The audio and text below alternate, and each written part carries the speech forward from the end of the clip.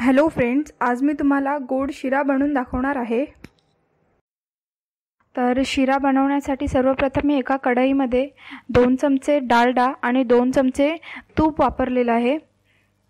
तुम्ही इथे फक्त डालडा यूज केलात तरी चालेल किंवा फक्त तूप यूज केलात तरी चालेल। डालडा वापरला तर हा रवा लगेच खाण्यासाठी ठीक असतो, पण जास्त वेळ झाला तर त्याची खूप घट्ट होतो तो। आता हा डालडा माझा पूर्णपणे मेल्ट झालेला आहे। त्यात मी आता एक 100 ग्राम रवा टाकलेला आहे। आता हा रवा मी तूप आणि डालडामध्ये पूर्णपणे भाजून घेणार आहे।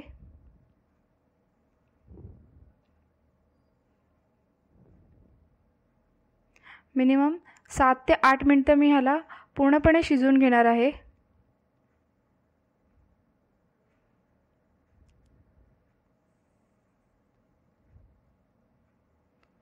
आता 7 ते 8 मिनिटे झालेली आहेत आणि ह्याचा कलर देखील थोडा चेंज झालेला आहे। त्यात मी आता मनुके आणि काजू कापून टाकलेले आहेत। तुम्ही इथे पिस्ता वापरलात तरी चालेल। आता त्यात मी 1 कप दूध आणि 1 कप पाणी घालणार आहे। जेवढं दुधाचं प्रमाण असेल तेवढंच पाण्याचं प्रमाण असतो।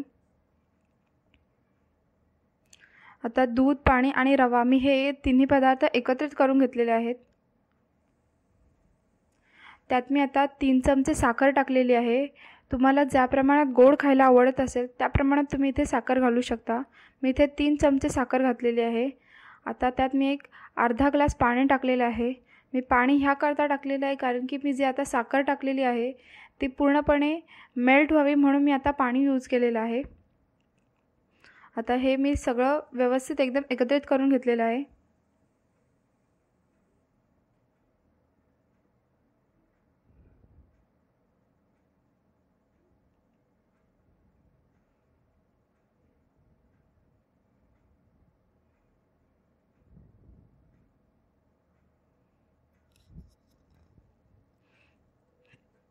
त्यात मी आता 1 चम्मच वेलचीची पावडर टाकलेली आहे।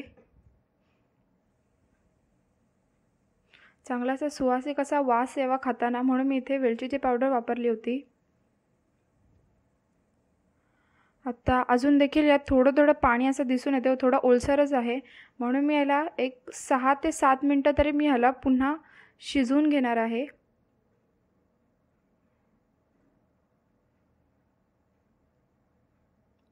आता 6 ते 7 मिनिटं एक झालेली आहेत। तुम्ही बघू शकता यातलं पाणी देखील आता पूर्णपणे सुकलेलं आहे आणि आता हा माझा रवा खाण्यासाठी रेडी झालेला आहे। तो मी तुम्हाला आता एका डिशमध्ये सर्व करून दाखवते।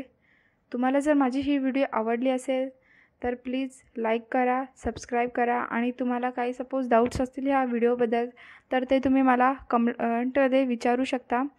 आणि माझी ही व्हिडिओ बघितल्याबद्दल थँक्यू।